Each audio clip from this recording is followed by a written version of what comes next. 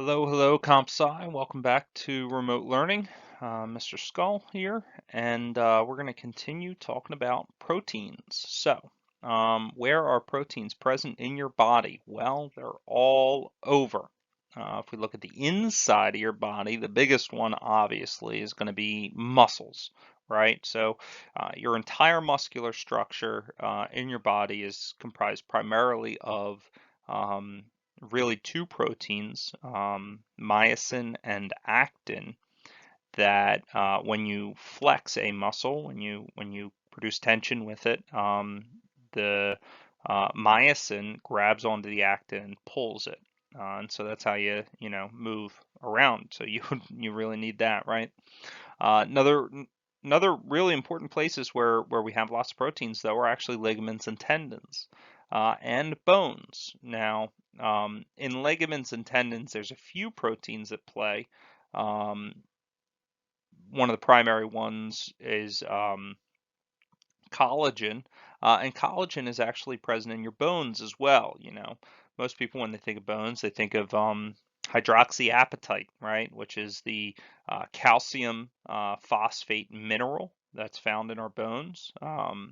And so when people say, oh, your bones are made of calcium, that's, probably 70-ish% of your bone is a calcium mineral called that hydroxyapatite. But then about 30%, maybe 25% of your bones are actually a protein called collagen, which is really important for the bones. It gives them support, it gives them some strength.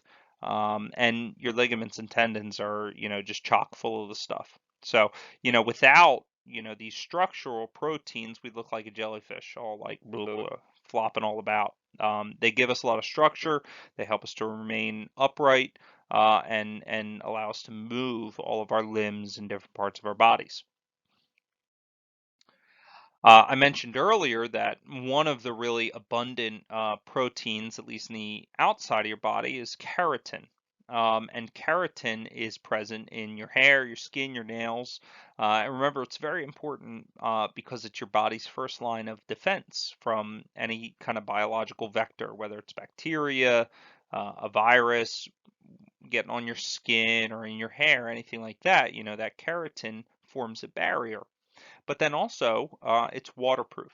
Keratin is very waterproof, and so um, our cells are based around their internal environment is based around certain concentrations. So how much sodium ion or potassium ion or sugar is dissolved in the water on the inside of the cell. So we want to maintain a certain balance of and concentration of water inside of our cells.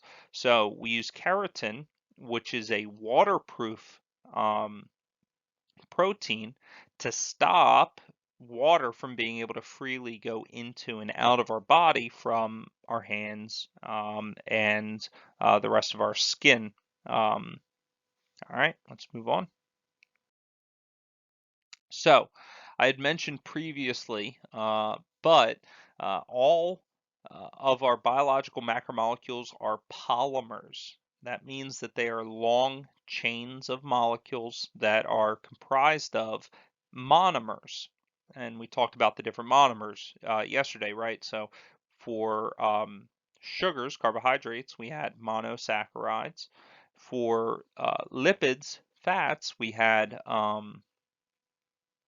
our fatty acids, right? And now for proteins, we have amino acids. So amino acids, there's hundreds of them, but we usually as humans care about much less of them in terms of what we need in our body. But these amino acids are very interesting monomers because there are so many different types. Now, there is a general form for an amino acid, and that's what's on the screen here. So, on the right side of this picture is what's called a carboxyl group.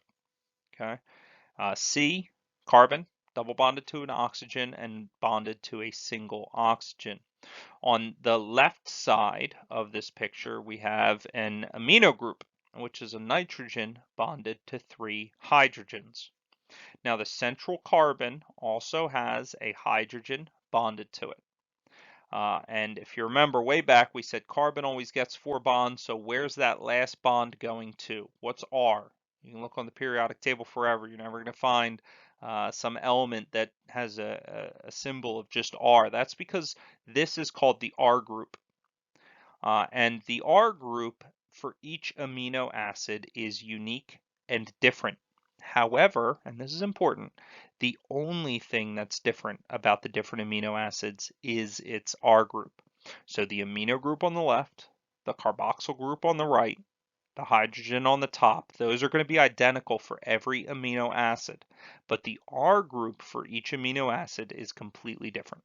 Well, I shouldn't say completely, but significantly different. So we have our carbon in the center. We have it bonded to a hydrogen. Here's our amino group, and here's our carboxyl group. Now, of note, um, between the carboxyl group of one amino acid and the amino group of a different amino acid, that's where our bond is going to be made. That's called our peptide bond. And specifically, what is going to happen is the nitrogen of one will end up being bonded to the carbon of another. That's called a peptide bond. And in that way, we make a long chain of amino acids. Okay. And that's our polypeptide, many peptide bonds. Of note, with proteins, we have 4 levels of structure, 4 levels. The first level, or the primary structure, is just the sequence of amino acids. So which amino acids are present in which order. So here we have a list of amino acids that are very important for us. These amino acids are the 20 essential amino acids. These are the ones that we need to make all of the proteins in our body. Now, we can't make all of these. Some of these we need from external or dietary sources. That's why it's necessary for humans to get some kind of protein in them um, in their diet. Now, it doesn't have to be, meaning that you're eating steak every day, obviously. These amino acids are found in many, many different places. Um, we can find them in all kinds of animals, but then also plants. Plants make proteins as well. All living things have proteins in some way, shape, or form present in their structure, and plants are no exception. So it is possible to get, the necessary amino acids even from plants.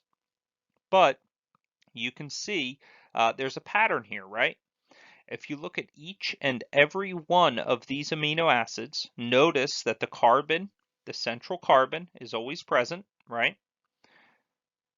Right there. The hydrogen is always present.